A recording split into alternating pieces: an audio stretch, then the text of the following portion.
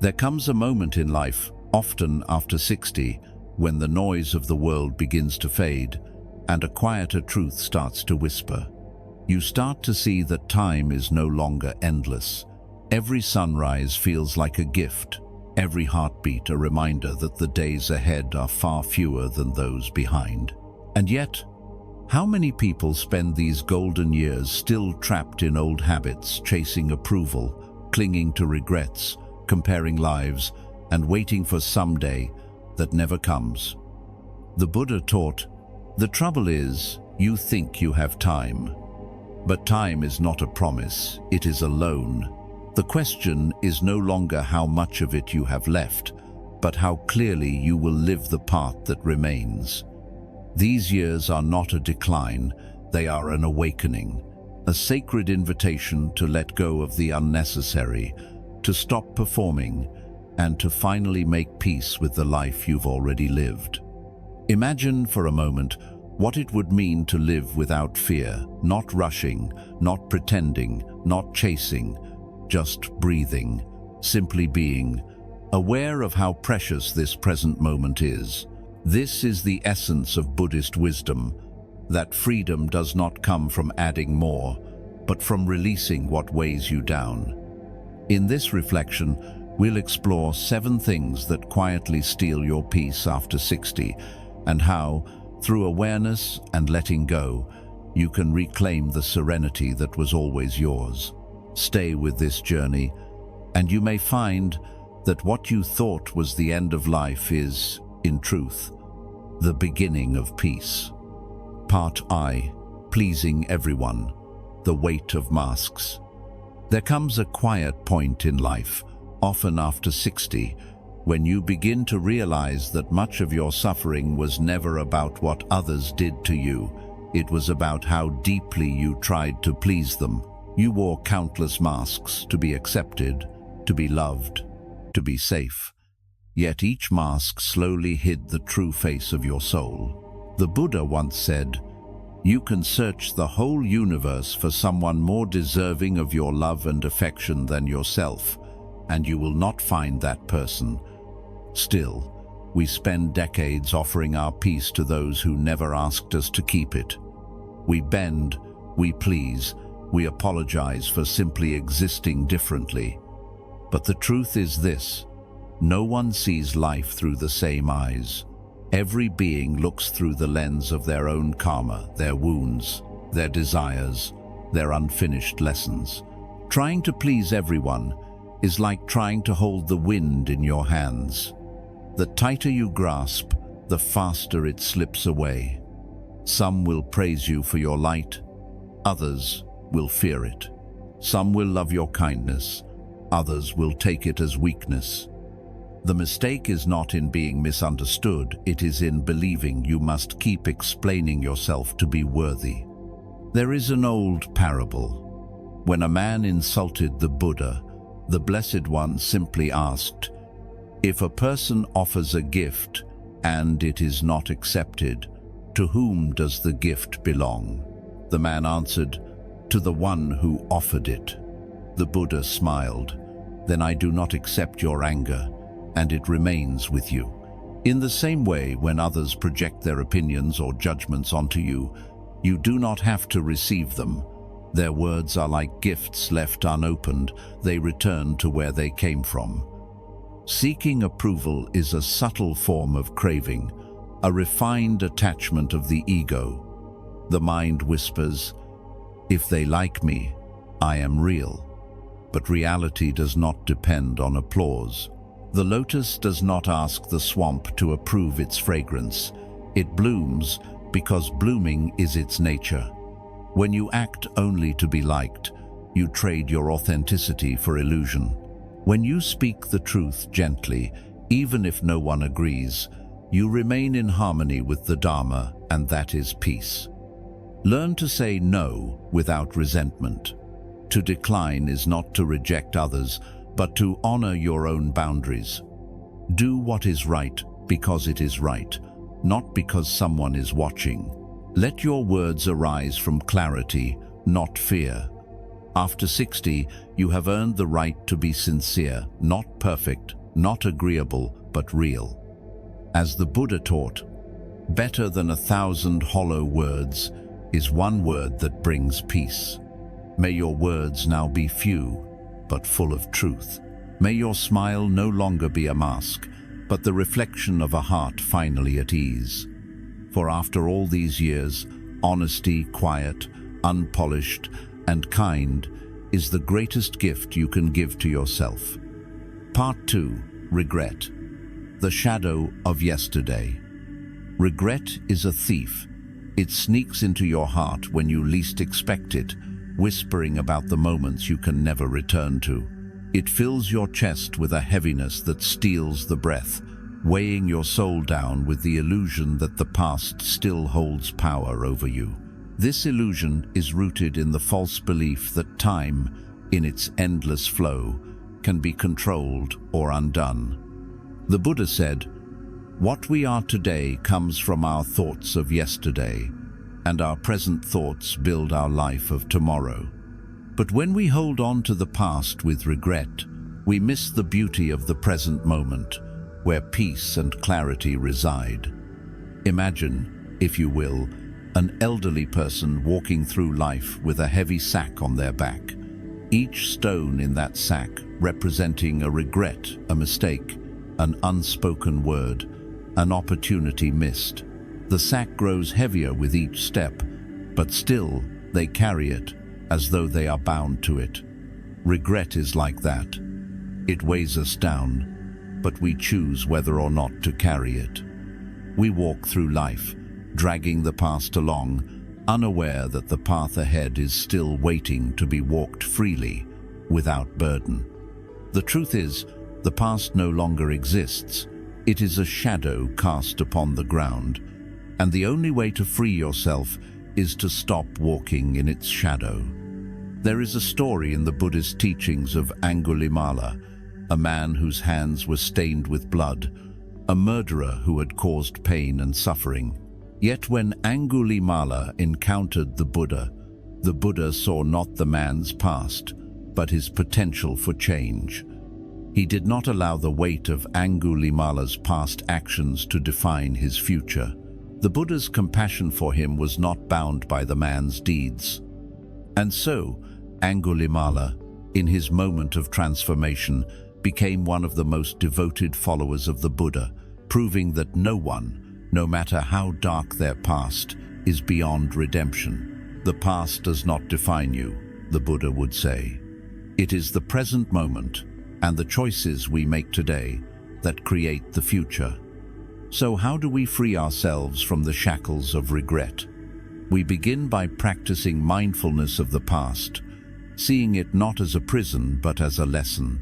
Every mistake, every moment of sorrow has taught us something about ourselves and the world. Embrace it as a part of your journey, but do not let it be the defining point. The true wisdom lies in learning from those experiences and letting go of the emotional attachment that binds you to them. In meditation, we practice forgiveness not only for others, but for ourselves. I release my regrets as the leaves fall from the tree in autumn, returning to the earth where they can no longer harm me. Let the past be like leaves, falling gently from the tree of your life, returning to the soil, nourishing the ground that allows new growth. In doing so, you create space for peace to take root. The past can only bind you if you continue to cling to it. Let go, and you will be free. Let go of what no longer serves you, and you will find that the chains of regret, which you thought were so strong, were never truly there. In the stillness of your heart, you will discover the freedom that comes with release. You will walk forward light, without the burden of yesterday's shadows. Part 3. Ignoring health. The Dharma of the body. The body is the vessel of our awakening, the silent boat that carries the mind across the river of ignorance. Yet many forget this truth until the vessel begins to crack. After 60, when the tide of youth has receded and the waves of impermanence grow clearer, every heartbeat becomes a sacred bell, reminding us that this life, this form, is temporary and precious. The Buddha once said, "There is no higher meditation than the care of the sick. For to tend to the body, one's own or another's, is to practice compassion in its most direct form. In the monastery of existence, the body is both the temple and the teacher." Imagine, for a moment, a traveler sailing across a wide and misty river.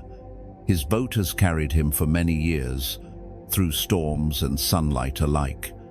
But as the journey continues, he neglects it. The wood begins to rot, the ropes fray, the oars weaken. He prays for calm waters, yet forgets to care for the vessel that keeps him afloat. So it is with us. We wish for peace and clarity, yet we abandon the very ground that sustains our practice, the body. When the vessel is ignored, even the calmest river becomes perilous. The Buddha himself cared for a sick monk whom others had abandoned, bathing him with his own hands. When the disciples questioned this act, the Buddha replied, "He who tends the sick tends to me." Through this simple gesture, he revealed that caring for the body is not attachment but wisdom, for it is only through this body that we can practice awareness, offer love, and walk the path of liberation.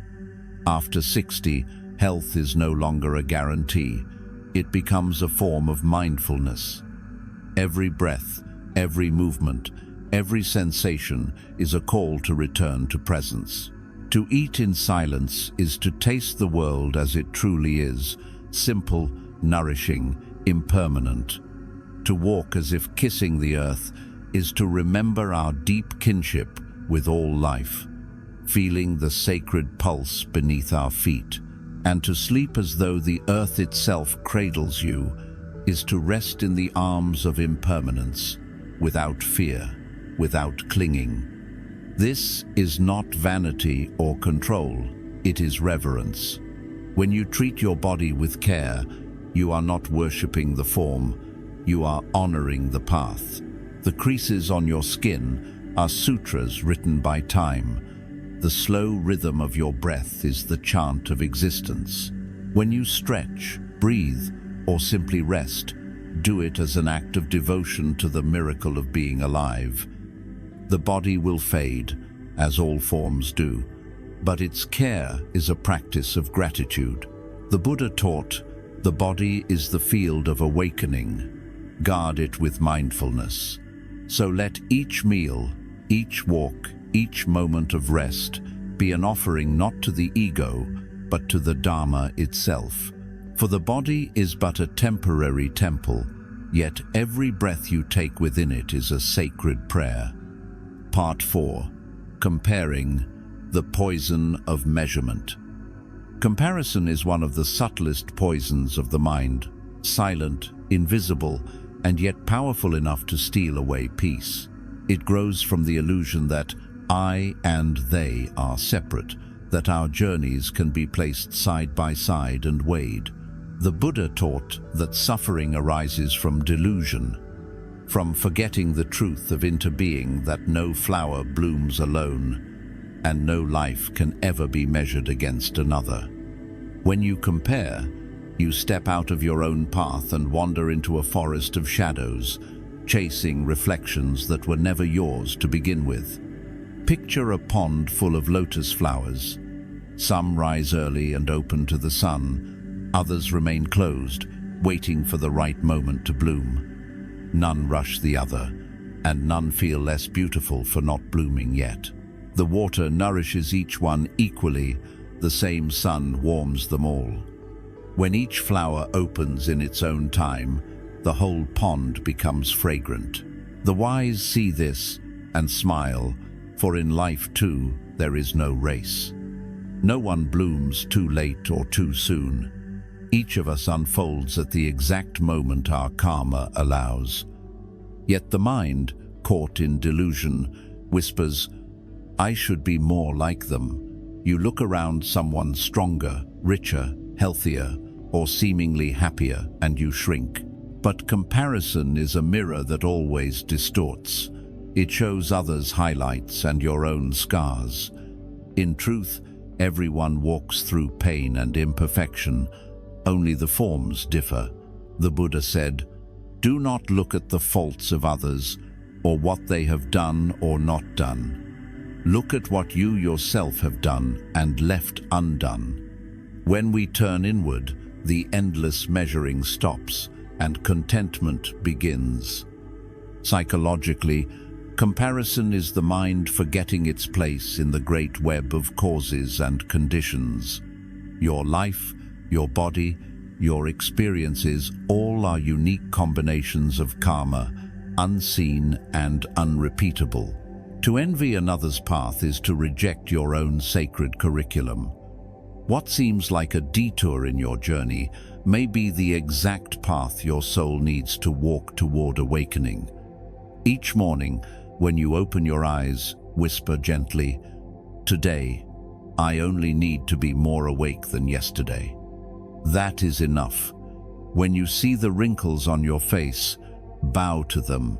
They are not imperfections, but the sutras of time, each line, a verse written by experience, compassion, and endurance. Be grateful that your face has lived, that your eyes have seen both laughter and loss. The practice is simple yet profound. Replace comparison with gratitude. Instead of asking, "Why not me?" ask, "What can I learn from where I am?" Slowly, the poison transforms into nectar. When you stop looking at others as mirrors for your worth, you begin to see clearly, and in that clarity, peace arises naturally. As the Buddha reminded us, you yourself, as much as anyone in the entire universe, deserve your love and affection. When you stop measuring, you return to the truth. You were never behind, never ahead, never less. You were always right where you were meant to be. When you no longer see others as your reflection, you finally see yourself whole, radiant, and free. Part V. Waiting for the right time. The mirage of someday. There is no time other than now. The Buddha taught, do not dwell in the past. Do not dream of the future. Concentrate the mind on the present moment. Yet most people spend their lives waiting for the right time to begin, the right conditions to change, the right season to be happy. They live in the illusion of someday, unaware that someday is a mirage that keeps moving further away with every step. Life becomes a rehearsal that never opens to the real performance. Many spend their whole life preparing to live, only to depart before they ever begin. The truth is simple, yet deeply forgotten. This moment is eternity. Every breath you take is the entire universe unfolding through you. To postpone your joy, your kindness, or your courage is to reject the only gift you have ever truly been given, the now. The Buddha called this the door to liberation, because in the present there is no regret of yesterday and no fear of tomorrow. There is only awareness, spacious, unburdened, and alive. Waiting is a gentle form of ignorance. It is the mind's way of deceiving itself with hope, whispering, "Not yet. I need to be ready first." But who decides when you are ready? Readiness is not a condition. It is a decision. The idea that life will align perfectly before you act is the subtlest trap of all. Time does not wait for courage to arrive. Courage must arrive first, and when it does, even an ordinary day becomes luminous. Imagine a person standing at the edge of a vast river, waiting for the water to calm before they cross. They wait and wait, but the river never stops flowing. In truth, the river's movement is not the obstacle. Their hesitation is. Life, too, will never stop moving. The winds of uncertainty will always blow, the current will always change. But when you step in with awareness, trusting your own balance, the water carries you forward gently. So love today, even if it is imperfect. Do something you have delayed, not because it guarantees success, but because it affirms your aliveness. Begin that letter. Plant that seed. Forgive that heart. Courage is not the absence of fear. It is the willingness to act despite it. Each moment lived in mindfulness is a step into freedom. As the Zen saying reminds us, the trouble with waiting is that someday never comes. Now is not a doorway to something better. Now is the something better. The miracle of this life has always been happening in real time while you were planning, while you were worrying, while you were waiting for things to make sense. You don't have to chase enlightenment. You only need to stop postponing your presence. There is no right time, only this time. And this time, right now, is the miracle itself. When you awaken to that truth, every breath becomes sacred, every moment becomes whole, and every step you take is already home. Part 6. Dwelling on what you can't control, the calm within chaos. When the mind ceases to resist, the waves become the sea. The Buddha taught that peace does not come from the world bending to your will. It comes from the heart that no longer demands the world to be otherwise. Life after 60 reveals this more clearly than ever. The storms you once fought to calm still rise and fall, but you begin to see that the ocean has never been disturbed, only its surface trembles. The storm cannot destroy the sea, it can only stir the top. In the same way, chaos cannot destroy your peace unless you identify with the surface of your mind instead of its depth. The Buddha was once insulted by a man who shouted harsh words, trying to provoke him. The Buddha remained silent, unmoved. When the man finally stopped, he asked gently, "If a person offers a gift and it is not accepted, to whom does the gift belong?" The man replied, "To the one who offered it." Then the Buddha smiled, "I do not accept your anger. It remains with you." That moment contained a profound truth. When you stop reacting to what is beyond your control, the chain of suffering breaks. We live most of our lives trying to control the uncontrollable, the weather, the opinions of others, the choices of our children, the outcome of events.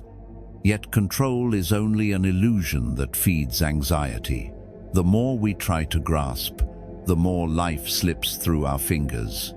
The Buddha called this tanha, craving, the root of all suffering. When we cling, we create tension. When we release, the natural order restores itself. Like a river, life flows best when not dammed by fear. Whenever something happens against your expectation, pause. Breathe 3 times with awareness. Ask yourself, is this within my control? If it is, act wisely. If it is not, smile softly and let it be. This small act of discernment is a gate to freedom. Most suffering is not caused by events themselves, but by the story we tell about them. The rain is not suffering. Our wish for it to stop is. The aging of the body is not sorrow. Our refusal to accept it is. In meditation, observe how thoughts rise and fall like waves. Do not chase them, do not fight them. Simply notice, and they pass. The mind, when seen clearly, is vast like the ocean. The winds of anger, fear, and worry may stir the surface, but beneath, there is stillness untouched. To live from that stillness is the essence of wisdom. The Buddha said, "Just as a solid rock is not shaken by the wind, so the wise are not moved by praise or blame." This is not indifference, it is mastery, the calm born of understanding that all things change, and you are more than what changes. Peace is not found when the sea is calm. Peace is found when you realize you are the sea, unshaken, immeasurable, and free.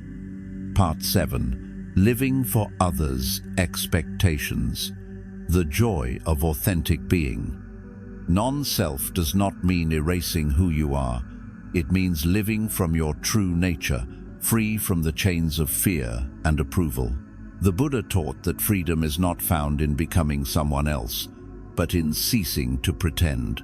When we stop performing for the world, we return to the quiet honesty of the soul, the place where being itself is enough.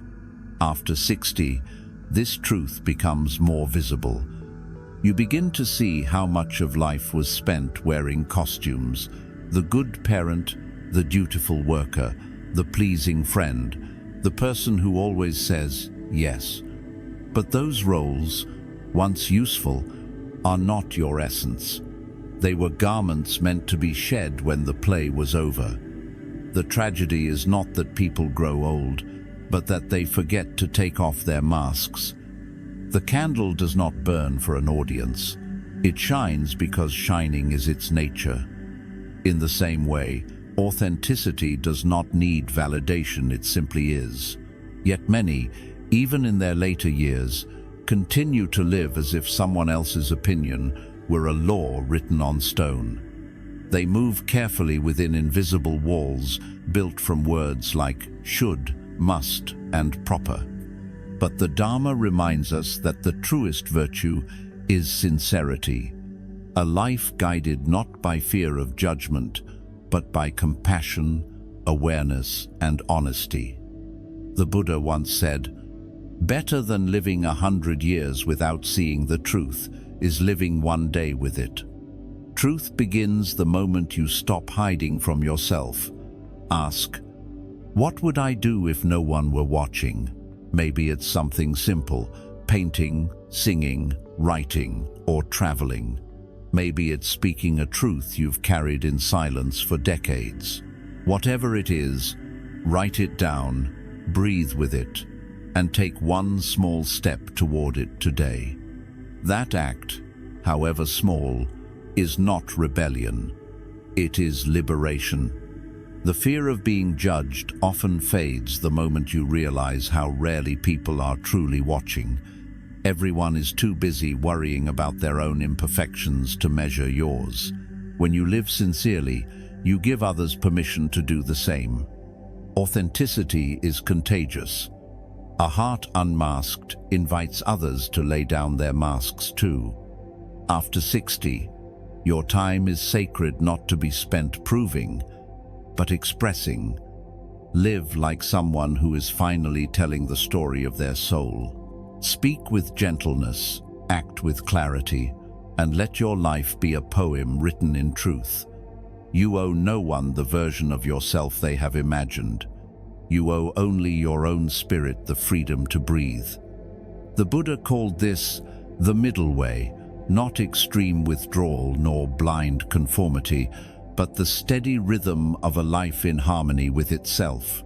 When you walk this way, you do not shine less. Your light simply softens, like the evening sun touching the horizon, warm, patient, unafraid. Old age is not dimness. It is light that has learned to soften. In the still glow of authenticity, you discover what it means to truly live, not for the eyes of the world, but for the quiet joy of being who you are. In the quiet light of awareness, you begin to see that peace was never something to find. It was what remained once you stopped chasing. After 60, the most profound wisdom is not about doing more, but about releasing what no longer serves the soul. The Buddha taught, just as a snake sheds its skin, we must shed our past again and again. When you let go of the noise, the roles, the regrets, and the expectations, what is left is something pure, a heart that no longer fights with time.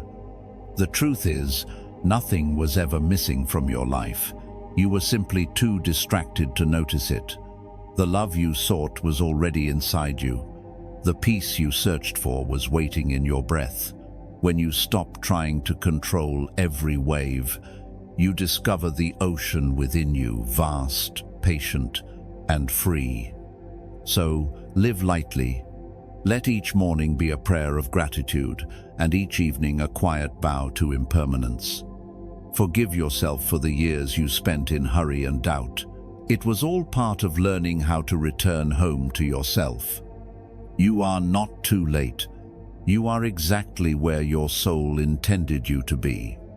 The path from here is not about achievement, but about awakening, walking gently, seeing clearly, and loving fully.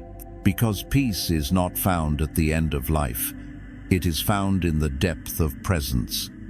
If this reflection touched something within you, share your thought below.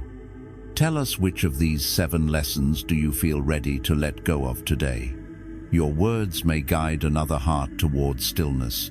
Let's walk this journey together toward a life that is lighter, quieter, and finally at peace.